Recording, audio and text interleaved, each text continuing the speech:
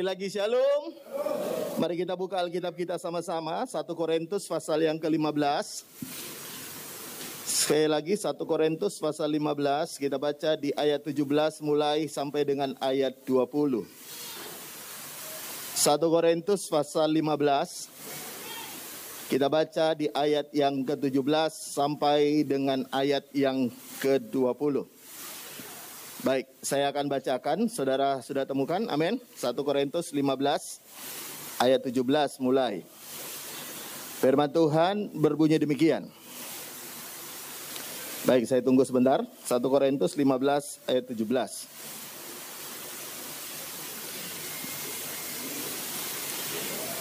Firman Tuhan berbunyi demikian. Anda perhatikan aja dalam HP saudara, Alkitab saudara.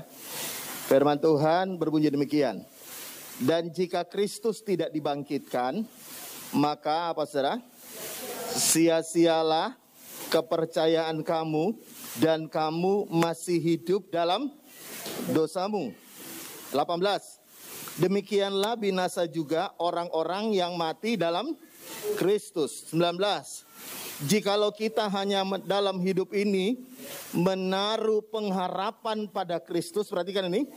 Jika kita hanya dalam hidup ini saja menaruh pengharapan pada Kristus, maksudnya Kristus yang tidak bangkit tadi itu, maka kita adalah orang-orang yang paling malang dari segala manusia. Kenapa?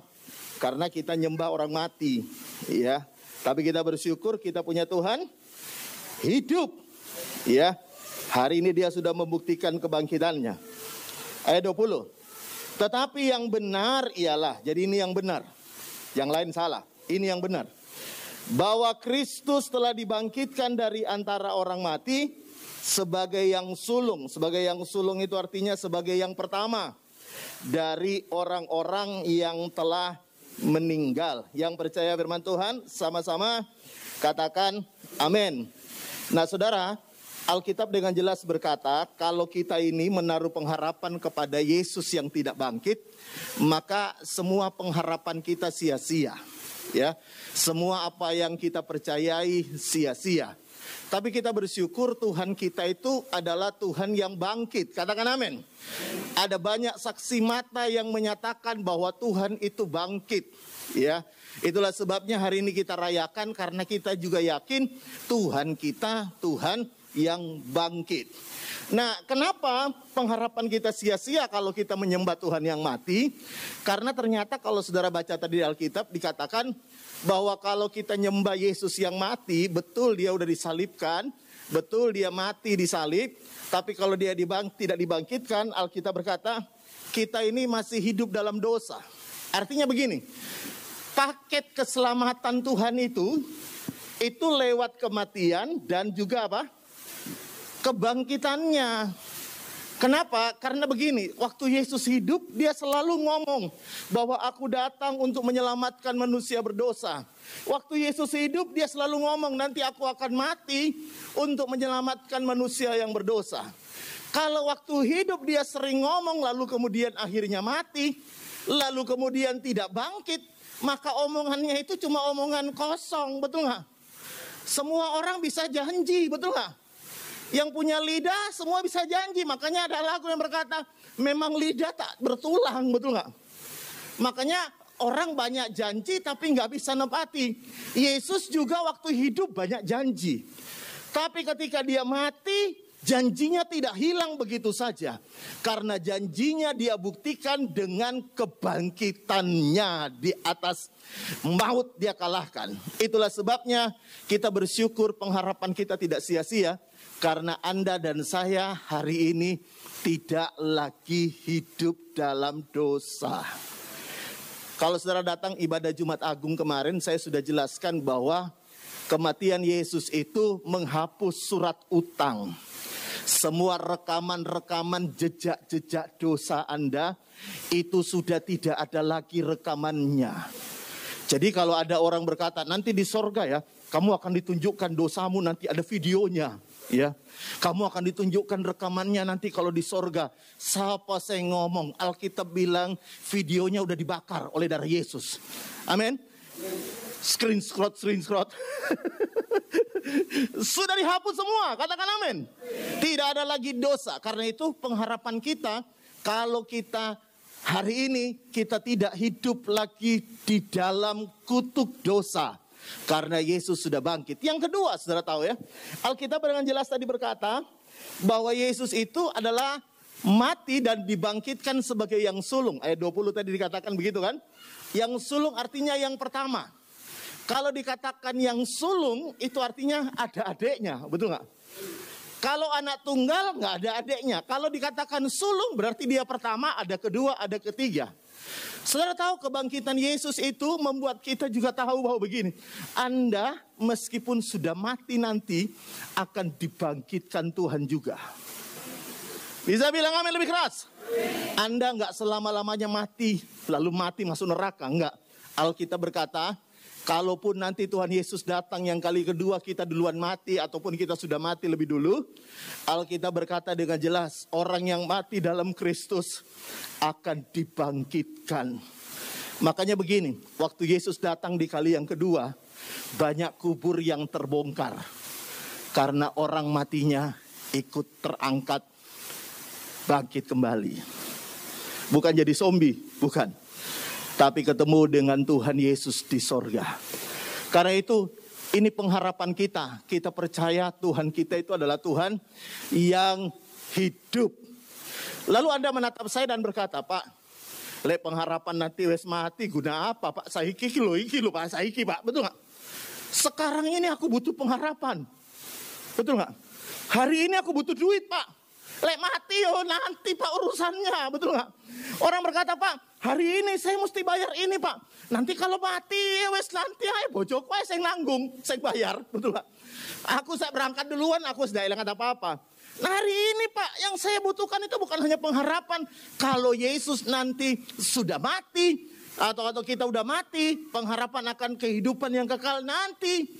Dengarkan baik ya. Yesus bangkit bukan hanya untuk hari setelah kematian. Katakan amin. Tapi kebangkitan Yesus juga membuktikan bahwa dia Tuhan yang menang atas segalanya. Makanya kalau saudara baca, saya mau tunjukin dulu ayat Alkitab. Lihat. Efesus pasal 1 ayat 18. Efesus pasal 1 ayat 18. Firman Tuhan berkata begini, Efesus 1 ayat 18. Dan supaya ia menjadikan mata hatimu terang, agar kamu mengerti apa? Pengharapan apakah yang terkandung dalam panggilannya. Jadi ada pengharapan di dalam panggilan. Dan Anda hari ini yang sudah percaya Yesus, Anda hidup dalam panggilannya. Apa pengharapannya? Betapa kayanya kemuliaan bagi bagian yang ditentukannya bagi orang-orang kudus. Dan betapa hebatnya kuasanya bagi kita yang percaya sesuai dengan kekuatan kuasanya, ayat 20, yang dikerjakannya dalam Kristus dengan membangkitkan dia dari antara orang mati dan mendudukkannya dia di sebelah kanannya di sorga. Nah dengarkan baik-baik, ini bagian berikutnya saya mau jelaskan. Kebangkitan Yesus itu membawa pengharapan. Dan Alkitab berkata, pengharapan apa? Pengharapan akan panggilan Tuhan atas hidup kita. Nah, apa yang menjadi pengharapannya? Pengharapannya adalah begini. Kuasa yang membangkitkan Tuhan itu juga diberikan kepadamu. Saya bisa dengarkan amin. Jadi kuasa yang membangkitkan Tuhan itu juga Tuhan berikan kepada kita. Makanya begini, dengar Pak ya. Ya. Kuasa Tuhan, kuasa kebangkitan Tuhan bukan hanya membangkitkan Yesus, tapi kuasa kebangkitan Tuhan yang bekerja dalam diri Yesus yang membangkitkan dia, itu juga hidup dalam pengharapan akan panggilan Tuhan dalam hidupmu. Karena itu saya percaya begini ya, kalau orang hidup dalam panggilan, maka selalu dia punya pengharapan di dalam Tuhan. Karena kuasa yang Tuhan berikan itu bekerja ketika engkau hidup di dalam panggilanmu. Saya bisa dengar kata amin. Karena itu kalau sudah perhatikan murid-murid Tuhan Yesus, lihat ya. Waktu mereka dipenuhi oleh Roh Kudus, ketika Yesus bangkit lalu Yesus naik memberikan Roh Kudus, mereka itu pertamanya ketakutan. Tapi ketika mereka terima kuasa yang membangkitkan Yesus, kuasa Roh Kudus, Alkitab berkata, mereka yang dulu hidup ketakutan, itu menjadi hidup yang sangat luar biasa. Kenapa? Karena mereka tahu ada kuasa Tuhan yang sama, yang membangkitkan Yesus, itu ada dalam diri kita. Saya mau beritahu kepada saudara, kadang-kadang kita tidak sadar begini saudara ya, bahwa roh yang Tuhan berikan dalam hidup kita itu dahsyat banget. Saya bisa dengar kata amin lebih keras. Karena itu begini, kapan Yesus memberikan rohnya, yaitu ketika Yesus bangkit, Yesus mati, bangkit lalu naik ke surga, lalu dia berikan rohnya kepadamu. Karena ketika engkau sadar bahwa dalam dirimu ada roh Tuhan, maka engkau selalu akan punya pengharapan. Bisa bilang amin? Karena itu saya berharap begini, dengar ya. Saya tahu tidak semua orang terpanggil jadi pendeta. Kok enggak ono saya ngamin ya? Betul nggak? Atau ada yang pengen jadi pendeta? Yang pengen jadi pendeta angkat tangan. Tidak semua orang terpanggil jadi pendeta, katakan amin. Tapi semua orang saya yakin punya panggilan sendiri-sendiri atas hidupmu. Kalau saudara baca Alkitab, ada wanita-wanita yang mengiringi pelayanan Tuhan Yesus ketika Yesus masih hidup. Mereka itu penyokong dananya Tuhan Yesus. Karena itu saya percaya begini, ya. Kalau Anda tidak jadi pendeta, fine. Anda hari ini berdoa dengan Tuhan. Tuhan, jadikan aku panggilanku. Aku panggilan jadi berkat bagi banyak orang. Dan Alkitab bilang dengan jelas, kuasa Tuhan itu menjadi pengharapan bagi kita kalau kita hidup dalam panggilannya. Saya kemarin ngikutin persekutuan doa dengan Ketua Sinode JKI, ya, Bapak Adi Sutanto. Kebetulan beliau ada di Surabaya. Beliau mengembalakan gereja di Amerika. Ketua Sinode lalu ketemu lalu ngomong-ngomong. Dia bilang begini, usianya sekarang sudah 70 berapa, 78 kalau nggak salah. Tapi masih kuat bola-balik Amerika Indonesia, 78 tahun. Ya. Lalu dia bilang begini, ayo janjian yuk, bahwa umur kita nanti sampai 95. Kok nggak ada yang amin? Siapa yang pengen umur 95? Puji Tuhan. Yang lain?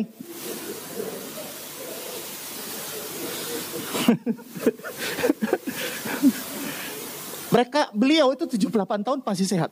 Lalu dia cerita begini. Dia bilang begini kepada kami itu hamba-hamba Tuhan. Tahu nggak rahasia hidup sehat saya apa? Begini, ya. Kalau engkau hidup melakukan apa yang Tuhan mau, Tuhan nggak cepat-cepat manggil engkau. Karena tugasmu belum selesai di muka bumi ini. Yang dipanggil Tuhan itu yang tugasnya udah selesai. Yang paling parah itu nggak ada apa-apanya yang dia bikin tuh Tuhan. Betul nggak? Jadi nggak ada tugasnya, Tuhan berkata, mending cepat-cepat dipanggil pulang aja itu. Nggak ada gunanya. Karena itu saya percaya begini. Selama Anda hidup dalam panggilanmu, Anda melakukan apa yang Tuhan mau atas hidupmu, Tuhan akan kasih kau pengharapan yang luar biasa, umur panjang, dan Tuhan akan supply hidupmu. Tuhan akan berkati hidupmu. Tuhan akan buat jalan untuk hidupmu. Ya. Karena itu hari ini ketika Yesus mati dan bangkit, maka pengharapan kita bukan hanya mati masuk surga nanti, tapi hidup hari ini. Kalau saudara perhatikan, nanti saya kasih contoh dalam Alkitab bagaimana Yesus itu sangat peduli akan hidup orang dan panggilannya. Karena itu saya percaya begini, ya, dengarkan ini baik-baik ya. Anda itu, dengarkan baik. Kalaupun Anda pernah gagal, Tuhan tidak akan pernah nyerah dengan hidupmu. Dia akan tetap kejar hidupmu sampai engkau kembali kepada jalan yang Tuhan mau. Kalau saudara baca, saya mau kasih contoh dulu, ya. Lihat sama-sama dalam Markus 16 ayat yang kelima. Lihat Markus 16 ayat yang kelima. Firman Tuhan berkata begini. Lalu mereka masuk ke dalam kubur dan mereka melihat seorang muda yang memakai jubah putih duduk di sebelah kanan, mereka pun sangat terkejut. Jadi ini kisah tentang wanita-wanita datang ke kubur Yesus untuk mengurapi Yesus, meminyaki Yesus. Padahal mereka tidak tahu bahwa Yesus sudah bangkit. Jadi mereka datang ke kubur, ternyata kuburnya tutup batunya sudah terbuka. Lalu mereka ketemu ada seorang anak muda. Anak muda ini tentunya adalah malaikat Tuhan. Ya, jadi malaikat Tuhan itu menampakkan diri dan mereka terkejut. Ayat 6. Tetapi orang muda itu berkata kepada mereka, jangan takut, kamu mencari orang Nazaret yang disalibkan itu. Ia telah bangkit, ia tidak ada di sini. Inilah tempat mereka membaringkan dia. Lihat ayat 7. Tetapi sekarang pergilah, katakanlah kepada murid-muridnya dan kepada, sekali lagi, dan kepada siapa? Kepada Petrus. Kenapa Petrus namanya disebut? Saya mau tunjukkan nanti. Ia mendahului kamu ke Galilea. Di sana kamu akan melihat dia seperti yang sudah dikatakannya kepada kamu. Kenapa nama Petrus disebut Tuhan? Bahwa Tuhan akan datang kepada Petrus. Secara khusus namanya disebutkan karena begini. Saudara tahu Petrus pernah gagal. Betul nggak? Dia pernah ngomong aku akan mati bersama Yesus. Ternyata dia kemudian gagal. Dia menyangkal Tuhan. Sehingga akhirnya apa saudara tahu? Dia nyangkal Tuhan 3 kali. Lalu akhirnya dia nangis dan merasa bersalah banget. Saudara, ada orang itu kan begini. Kalau dia udah buat salah, dia kroso salah. Betul nggak? Ada orang kayak gitu nggak? Ada orang wis bolak-balik salah, nggak kroso salah. Mungkin ibu menatap saya, kayak bojoku pak. Wis bolak-balik salah, nggak kroso salah, betul nggak? Ya. Ada orang itu kalau salah dia kroso. Dan saudara tahu, Petrus itu ketika dia 3 kali nyangkal Tuhan, Alkitab berkata, dia keluar, dia nangis, dia nangis. Kenapa dia nangis? Dia feeling guilty, merasa bersalah, dia nangis, jadi dia bukan orang yang udah salah lalu guyang-guyu. Ada orang kan salah, di Senin nih guyang-guyu. Dia udah salah, nangis. Dia nyesal kenapa dia salah. Lalu saudara tahu, Petrus itu kemudian kembali ngajak teman-temannya untuk jadi penjala ikan. Kenapa dia jadi penjala ikan? Bukan karena kurang kerjaan. Tapi dia jadi penjala ikan karena dia merasa dia nggak layak lagi untuk jadi murid Tuhan. Dia merasa dia sudah salah. Dia merasa, aduh aku salah 3 kali sama Tuhan. Aku gak pantas jadi murid Tuhan. Aku udah salah. Aku sudah kayak gini hidupku. Gak mungkin Tuhan mau terima aku. Aku bolak-balik bikin dosa. Gak mungkin Tuhan mau terima aku jadi murid. Tapi saudara tahu, Yesus itu dengarkan baik. Ketika dia bangkit nomor 1, dia cari orang yang gagal. Bisa bilang amin? Kenapa dia cari orang yang gagal? Karena dia tahu begini, orang gagal kalau di tangan Tuhan, Tuhan bisa buat berhasil. Orang gagal di tangan Tuhan, Tuhan bisa bentuk menjadi indah untuk kemuliaan Tuhan. Karena itu saya mau beritahu para orang tua hari ini, kalau engkau lihat anakmu gagal, jangan hakimi dia lalu berkata, mau jadi apa kamu? Ujung-ujungnya ya kau jadi perampok. Ujung-ujungnya ya kau jadi apa kau? Wes gagal kau. Dengarkan baik, kebangkitan Yesus, dia cari orang gagal. Bukankah, dengarkan baik, banyak orang gagal mati masuk neraka, tapi tidak terlalu kroso. Karena mereka berkata, wah nanti urusan nanti. Tapi saudara, saya mau beritahu, Tuhan kita itu komplit penebusannya. Mati masuk surga. Di dunia ini, engkau pernah gagal pun, Tuhan cari engkau. Karena itu kalau engkau datang hari ini, engkau berkata, Pak, saya pernah gagal, Pak. Saya pernah jual Tuhan Yesus, Pak. Saya pernah Pak lakukan ini Pak.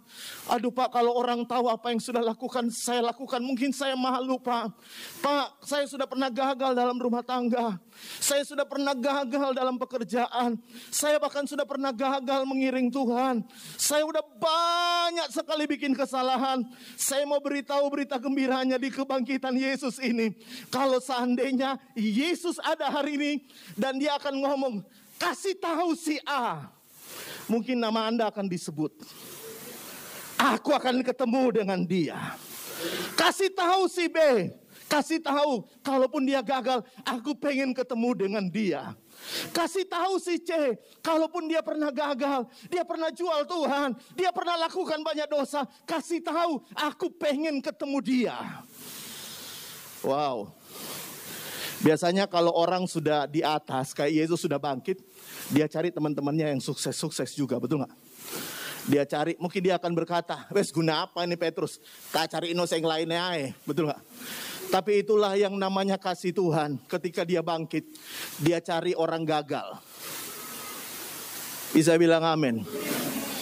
Dia cari orang-orang yang merasa terbuang, sudah bikin salah.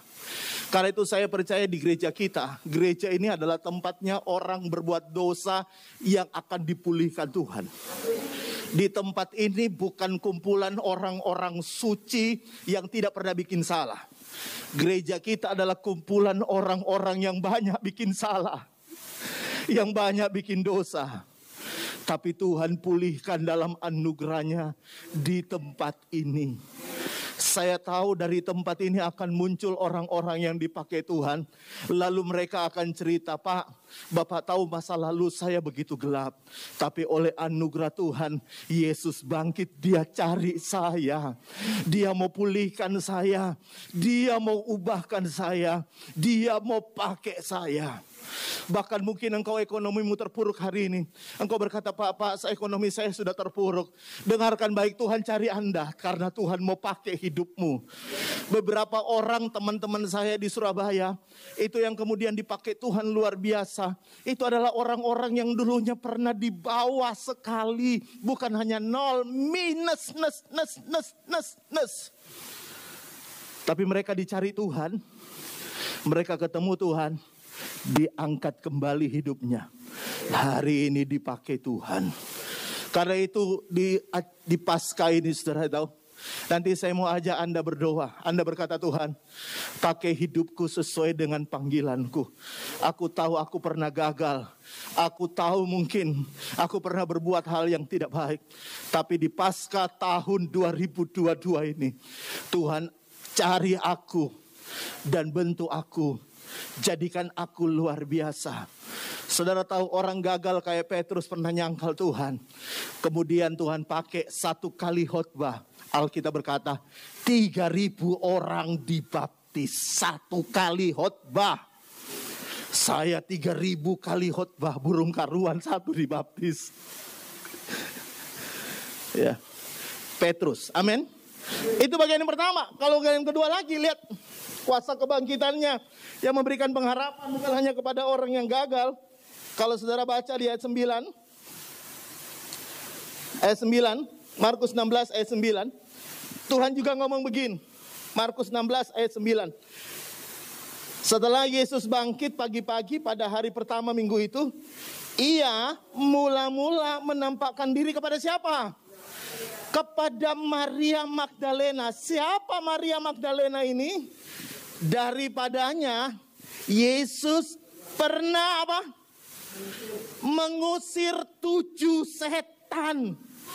Jadi lihat, ada 2 orang yang pertama-tama yang Yesus datangi dan sebut namanya. Yang pertama Petrus, yang kedua Maria Magdalena.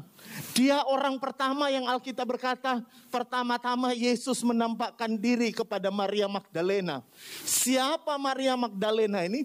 Maria Magdalena ini pernah dikuasai oleh 7 setan. Ya, 7 setan. Lalu Tuhan lepaskan dia. Perhatikan baik-baik. Kalau Petrus itu gagal, Tuhan cari dia. Tapi yang kedua, ada Maria Magdalena yang tidak gagal. Bahkan dia ada di tempat yang sudah dilepaskan Tuhan. Betul nggak? sudah dibebaskan Tuhan oleh roh yang menjerat dia, sudah dibebaskan Tuhan. Tapi dia juga orang pertama yang didatangi Tuhan ketika Yesus bangkit. Kenapa? Karena seolah-olah Yesus mau ngomong begini, ya. Kalau hari ini mungkin engkau tidak di bawah, kalau hari ini engkau baik-baik saja, Tuhan mau ngomong gini, aku datang kepadamu supaya engkau jangan kembali lagi ke hidupmu yang lama. Saya mau beritahu ada 2 jenis orang yang tadi Alkitab sebutkan. Yang pertama orang yang gagal, Tuhan datangi. Kemudian orang yang sudah berhasil keluar 7 roh dari hidupnya. Tapi Tuhan cari juga seolah Tuhan mau begini. Aku cari engkau karena aku pengen engkau hari ini yang baik-baik saja. Engkau hari ini yang luar biasa. Engkau yang hari ini sudah keluar roh jahat atas hidupmu. Engkau yang sudah dilepaskan Tuhan. Engkau yang sudah sukses. Engkau yang sudah luar biasa. Tuhan menemui engkau dan berkata, aku pengen engkau tidak jatuh lagi. Bisa bilang amin. Karena itu hari ini sebenarnya pengharapan itu komplit. Untuk orang yang pernah gagal, Tuhan kasih pengharapan. Dan untuk orang yang hari ini tidak gagal, kuasa Tuhan sanggup menjaga engkau supaya engkau tidak kembali kepada hidupmu yang lama. Itu pengharapan kita. Karena itu hari ini dengarkan baik ya. Tuhan bukan hanya mati bangkit untuk kematian, untuk hidup kita setelah kematian. Tapi hari ini saya tahu akan ada banyak orang yang akan dipulihkan Tuhan. Hari ini akan ada banyak orang yang Tuhan pengen pakai hidupnya di masa yang akan datang. Hiduplah dalam panggilanmu. Saya nggak tahu hidupmu jadi apa. Tapi yang paling penting satu, hiduplah seperti panggilanmu. Saya hamba Tuhan. Saya selalu ngomong anak-anak saya begini. Papi pendeta, tapi papi tidak pernah pengen paksa kalian untuk jadi pendeta. Karena bagi papi satu begini. Yang paling penting, kalau saudara boleh tanya anak saya, papi tidak pengen kamu itu hebat, sukses, punya rumah besar, punya rumah ini, punya ini. Papi gak pengen kayak gitu. Anak-anak saya 2, saya selalu bilang begini. Yang paling penting bagi papi, ketika papi mungkin dipanggil Tuhan pulang ke rumah Tuhan, aku lihat anak-anakku hidup dalam panggilannya. Bisa bilang amin. Dan saya berdoa hari ini juga, Anda hidup dalam panggilanmu. Taulah panggilanmu. Tuhan pengen pakai engkau di bagian mana. Tuhan pengen pakai engkau di area mana. Saya percaya tidak pernah Tuhan memberikan orang talenta untuk disia-siakan. Semua talenta yang Tuhan berikan kepada kita, tujuannya kita dipanggil untuk menggenapi apa yang Dia sudah rencanakan. Kalau saudara punya suara yang bagus, jangan dipendam lalu nyanyi di kamar mandi. Ada orang kalau nyanyi kamar mandi, malaikat aja minder. Haleluya. Malaikat dari surga, sopo iku? Wih, ya ampun. Dia bisa masuk surga idol. Jangan jual mahal dengan Tuhan. Bisa bilang amin lebih keras. Ojo jual mahal dengan Tuhan. Tuhan udah beri banyak dalam hidup kita. Apapun talentamu, apapun yang Tuhan kasih dalam hidupmu, lakukan hidup dalam panggilan. Engkau akan lihat kuasa Tuhan yang luar biasa yang sudah membangkitkan Yesus juga akan bekerja di dalam hidupmu. Amin. Tutup Alkitabmu. Mari kita mau berdoa. Kita bangkit berdiri sama-sama. Mari kita bangkit berdiri sama-sama.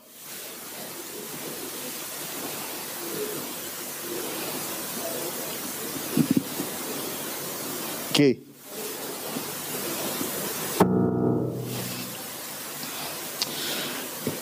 Saya mau ajak Anda berdoa hari ini. Saya nggak tahu satu persatu keadaan Anda, tapi hari ini, apakah Anda orang yang dicari Tuhan ketika Yesus pertama kali bangkit? Mungkin Anda berkata, Pak, saya tidak ada di zaman Yesus bangkit. Tapi hari ini adalah peristiwa yang sama, kita merayakan kebangkitan Yesus. Mungkin nama Anda yang akan disebut oleh Tuhan. Beritahu kepada murid-murid, aku cari orang ini. Mungkin Tuhan akan sebut namamu. Orang ini pernah gagal, tapi aku pengen ubahkan, pengen pakai lagi. Atau mungkin engkau seperti Maria Magdalena yang Tuhan berkata, Tuhan datangi. Karena Tuhan pengen pakai hidupnya. Jangan kembali kepada hidupmu yang lama. Karena Tuhan punya rencana yang hebat untuk hidupmu.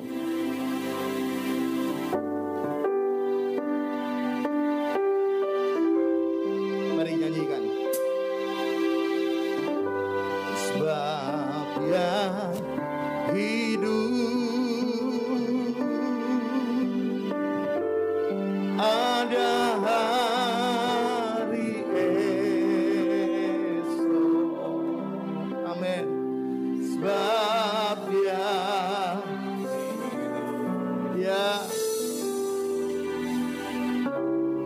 ku tak gentar karena ku tahu Dia mengabari esok. Hidup jadi berarti sebab Yesus. Angkat tanganmu yang percaya.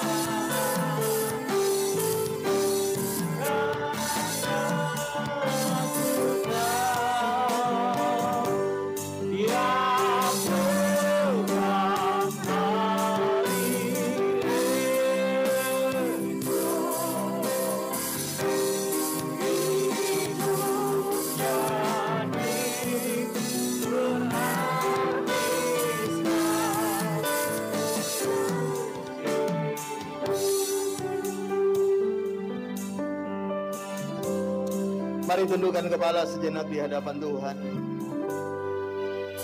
Saya tidak tahu sekali lagi satu persatu apa yang kau hadapi hari ini. Tapi satu hal yang saya mau katakan kepada Anda, tidak kebetulan engkau hadir hari ini. Tidak kebetulan.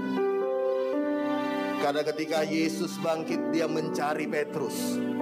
Mungkin hari ini Anda lah Petrus itu.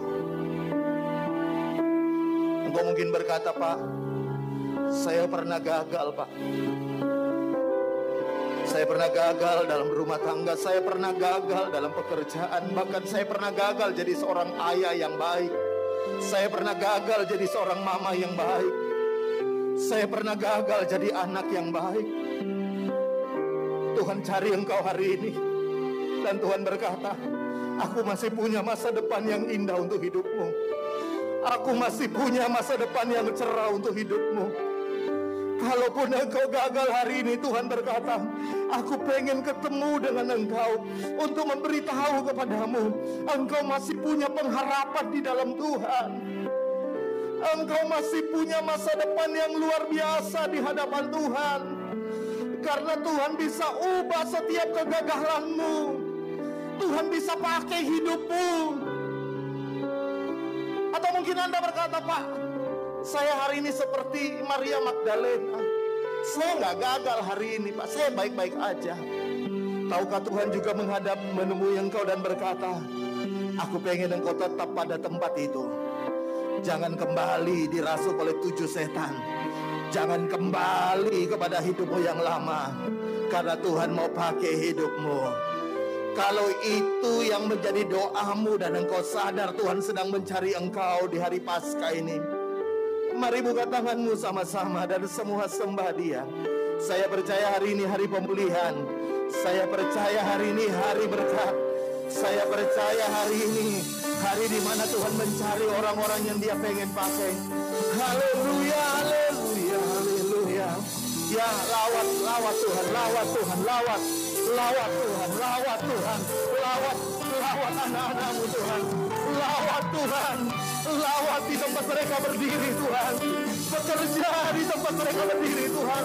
Tuhan jamah, Tuhan jamah, Tuhan jamah, Tuhan jamah, Tuhan jamah, Tuhan jamah, Tuhan jamah. Lawat di tempat di mana mereka berdiri Tuhan.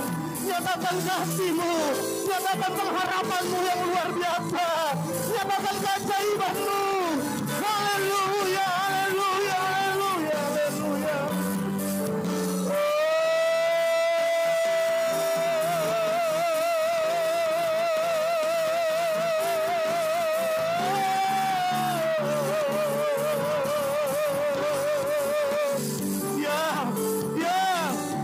Di hari Paskah ini kami pulang bawa pengharapan baru, karena Yesus kami hidup, Yesus kami hidup, Yesus kami hidup.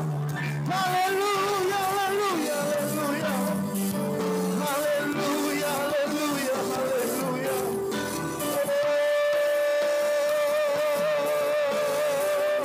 Sebab Dia hidup.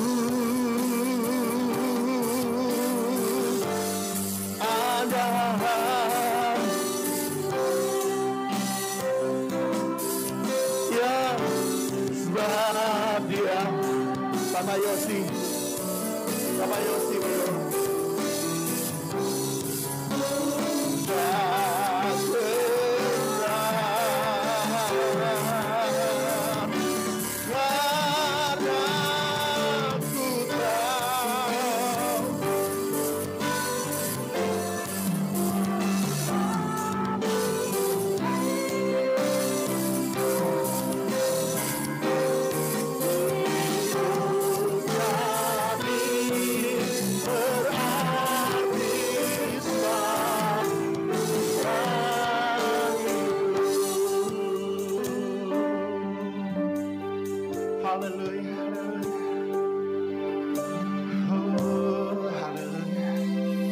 Terima kasih Tuhan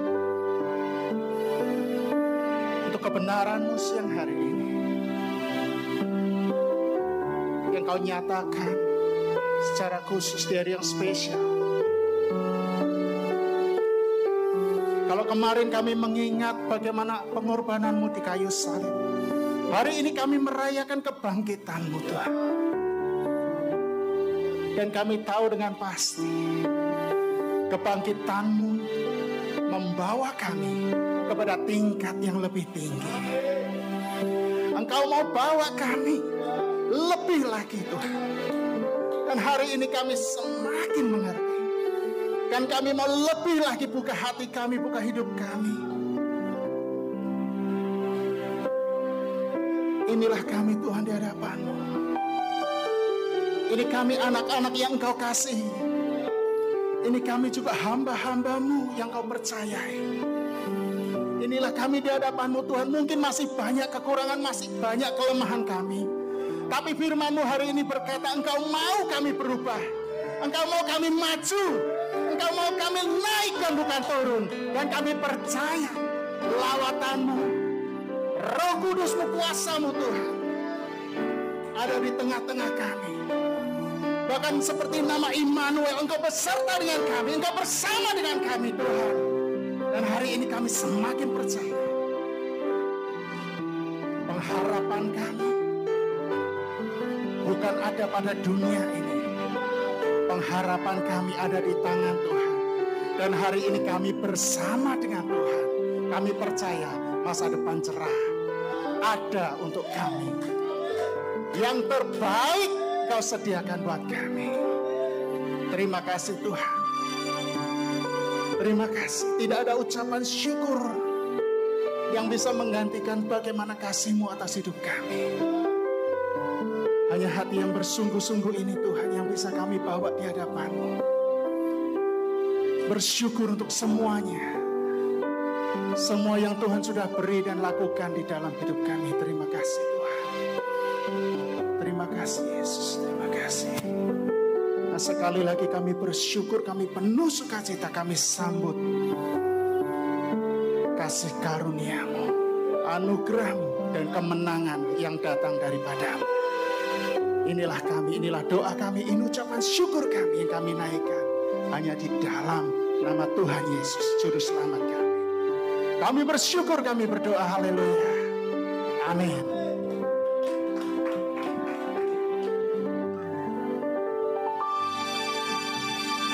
Di nama Tuhan, silakan duduk kembali. Kita akan memberikan persembahan. Mari kita siapkan persembahan kita. Kita satu hati dalam doa. Terima kasih Tuhan buat kebenaran firman-Mu. Tiba saatnya kami akan memberikan persembahan. Biarlah Engkau sucikan, kuduskan persembahan kami ini Tuhan. Biarlah melalui persembahan kami ini nama-Mu semakin dimuliakan. Engkau memberkati setiap jemaat-Mu Bapa, dan Engkau akan kembalikan persembahan jemaat-Mu dengan berlipat kali ganda. Di dalam nama Tuhan kami Yesus Kristus, kami siap memberikan persembahan kami dengan penuh ucapan syukur. Haleluya. Amin.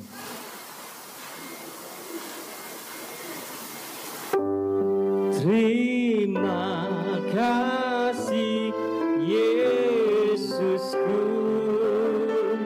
sebab anugerah yang Kau beri, sebab hari ini Tuhan adakan syukurlah. Katakan terima kasih.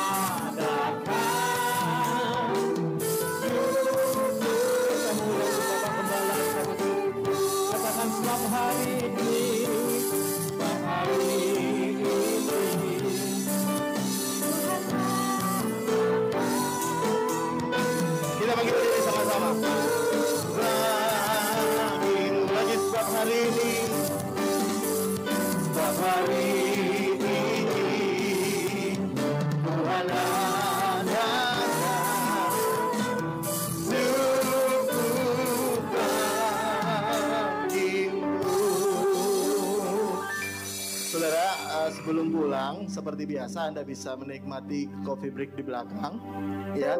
Tapi ada hal yang lebih penting lagi nih, hari Paskah menjadi sebuah tradisi, hanya tradisi ya, tidak ada dalam Alkitab. Tapi kalau tradisi itu baik, kenapa kita tidak lakukan? Jadi di depan nanti Anda akan boleh ngambil satu telur ya untuk satu orang ya. Ya. Di situ ada ayat firman Tuhan di dalamnya ya. Jadi Anda bisa ambil, lalu tolong jangan diambilin ya. Kalau diambilin, loh ayatnya kok kayaknya ini aku diambilin sengaja. Enggak, jangan diambilin. Jadi ambil sendiri. Terima kasih buat semua jemaat, khususnya jemaat yang sudah memberikan persembahan telur. Dan juga hari ini kita bisa ibadah kembali dengan baik, ibadah online juga, karena ada beberapa orang yang sudah ikut terlibat di dalamnya ya. Karena itu sekali lagi tolong bisa dibantu nanti, bisa dibagikan, dan saya harap bisa jadi berkat. Amin. Jangan khawatir, kami tidak taruh ayat-ayat yang dasar penipu di sini. Wah, nggak ada ayatnya, ya. Iblis yang jadi bapakmu, wah, nggak ada ayat-ayat itu. Saya yang buat Ibu Gembala berdoa biar ayat-ayat itu tepat menjadi berkat untuk Anda. Amin. Mari kita berdoa. Terima kasih Tuhan buat anugerah-Mu yang besar di hari Paskah ini, hari kebangkitan.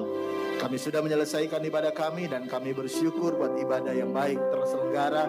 Semua karena anugerah Tuhan. Para hamba-hamba Tuhan, worship leader, singers, musician maupun operator maupun bagian multimedia, usher, kolektan, semua yang terlibat, bahkan yang mempersiapkan telur, semuanya kami serahkan dalam tangan-Mu. Tuhan memberkati. Bahkan seluruh jemaat Tuhan yang sudah hadir, kami percaya kami semua diberkati. Dan kami mau pulang hari ini. Tidak lupa kami berdoa buat Luminor, tempat di mana kami beribadah. Biar keberadaan kami jadi berkat untuk Luminor. Bahkan kota di mana kami, kota Sidoarjo di mana kami tinggal, Tuhan memberkati Sidoarjo. Karena kesejahteraan kota ini, kesejahteraan kami juga. Kami semua sehat, terberkati, dipelihara oleh Tuhan. Teman-teman kami yang tidak sempat hadir karena alasan apapun, Tuhan tolong mereka juga biar minggu yang akan datang mereka juga bisa beribadah bersama dengan kami. Dan mari jemaat Tuhan, angkat tanganmu sama-sama, kita siap terima berkat Tuhan. Dan dalam nama Tuhan Yesus, kalau engkau percaya, aminkan dengan imanmu. Di dalam nama Tuhan Yesus kami percaya terjadi. Tuhan memberkati engkau dan melindungi engkau. Tuhan menyinari engkau dengan wajahnya dan memberikan engkau kasih karunia. Tuhan menghadapkan engkau dengan wajahnya dan memberikan engkau damai sejahtera. Dan dalam nama Tuhan Yesus, jemaat yang dikasihi Tuhan, pulanglah, terimalah berkat dari Allah Bapa, cinta dan kasih sayang Tuhan kita Yesus, persekutuan dengan Allah Roh Kudus menyertai kita mulai hari ini sampai Maranatha. Dia menjemput kita di awan-awan, dan yang percaya sekali lagi sama-sama katakan amin. Selamat Paskah, Tuhan Yesus memberkati.